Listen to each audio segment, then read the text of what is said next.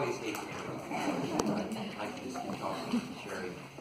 Let's just get a couple. Why did the person who spoke to you say they hope to accomplish what I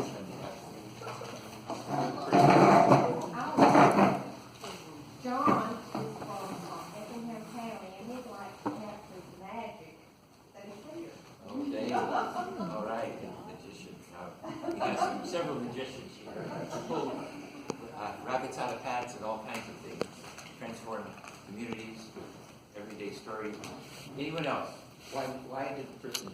What is the person who spoke to want to come in? This young lady right here is an English teacher in Americus, Georgia. Wow. And she would like to bring this program to Americus to her high school students. Wonderful. So by Sunday afternoon, you'll know. Some stories. That's 1, 2, 3, 4. Anyone else? What do you hope to accomplish by Sunday afternoon? Any FSU folk? Savannah said that she wants to gain a better understanding of other people's perspectives and learn and grow from that by the end of the weekend. Very good, thank you. Yes. My partner is engaging her courage to step fully into herself. And so by Sunday afternoon, watch out. Watch out. It should be the big one that's striding. Wow. Havana, Pardon? Havana, Florida.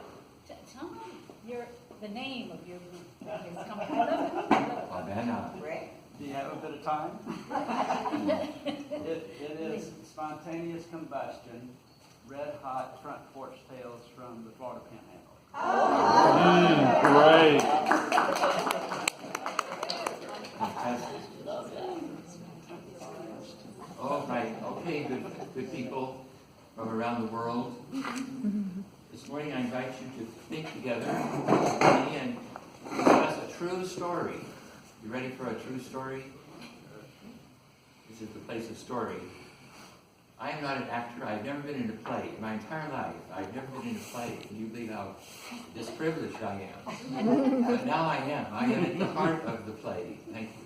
On the other hand, maybe it's all been Shakespeare, something about that. Okay. So this story is about compassionate action. It's about the crises we face together as human beings. It's about the principles and values that can bring us to confront, to deal with these crises. It's about the areas of transformation we need to engage in. And it's about the movement of movements. It's about all the movements that are going to work together to make this transformation possible. So that's what the story is about.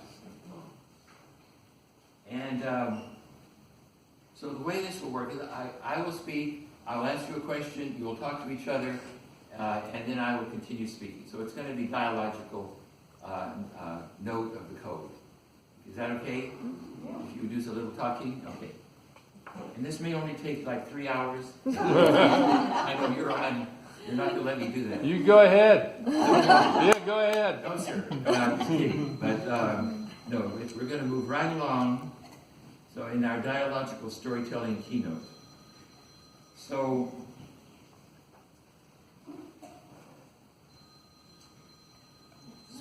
compassion. What is compassion? Some people think compassion is a pity or just a feeling, or is only empathy. And empathy is very powerful and wonderful, and I'm not saying otherwise.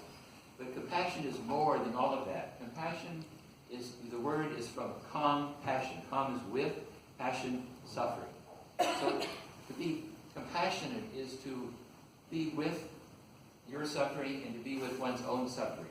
But not only to be with it, but to help relieve it, to relieve the suffering of oneself and others, and all others. So compassion is a big order. So that's the kind of, we're going to be talking about compassionate action that relieves the suffering of these crises and of oneself and one's neighbors and of one's community, one's nation, one's world, and how that might happen. So now the story. Now, the way it is you've got a story, and I've got a story. And we we've got a story to tell, and this story is about what's taking place right now. You and I are in the midst of this. We are waking up to the realization that we live in the most critical time in human history. Can you believe it? That you and I got born and are alive in the most critical time in all of human history? Now that's my view. I am not saying you have to subscribe to that view, but as I read history, as I analyze world history, current trends in society, I think this is it. Now what in the world is that story about? Well, there are 6 interconnected crises that are part of this we're all facing.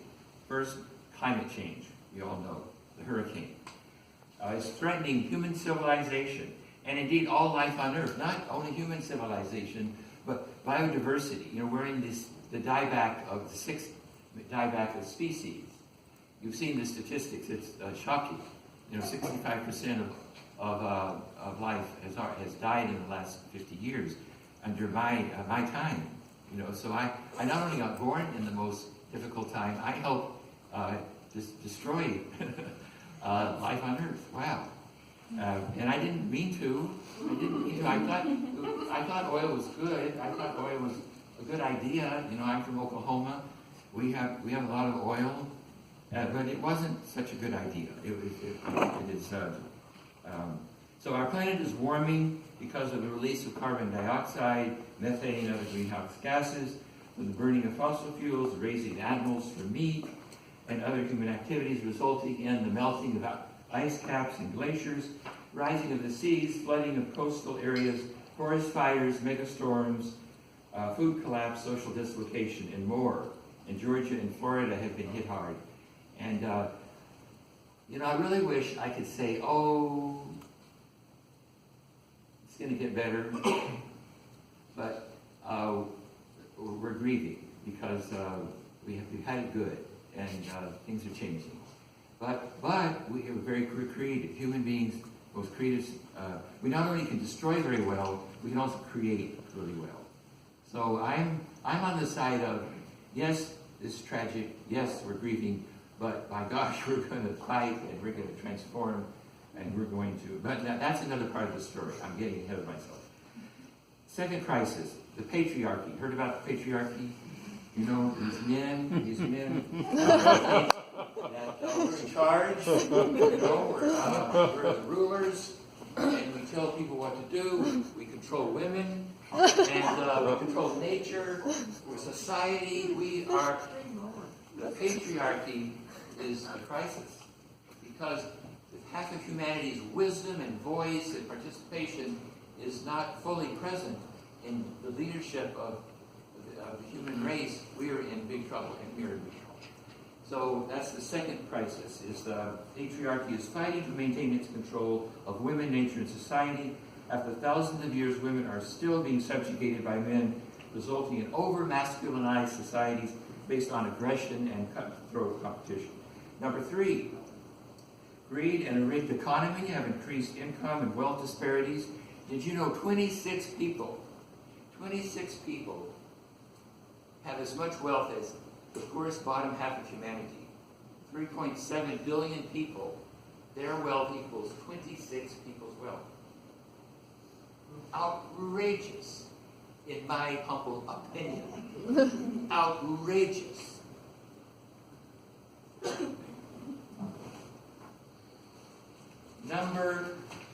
As if that's not enough.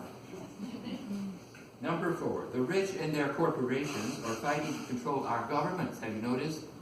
And are weakening democratic institutions, have you noticed? Controlling elections, controlling gerrymandering and voter IDs, and in order to increase their dominance, power, and wealth.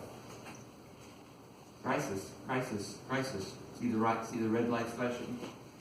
Next, bias and bigotry are in full view. They're out there, you know, and they're asserting themselves in racism, misogyny, religious fundamentalism, homophobia, and genocide. There is widespread misunderstanding, fear, and hatred. of people who are different. And you know, the Japanese word for different is wrong. Can you believe it? Wrong. If you're different, you are wrong. Wrong religion, wrong race, wrong sex, wrong sexual orientation. Crisis. And finally, a culture of violence is pervasive, with perpetual warfare and nuclear capability ever present. Can you believe it?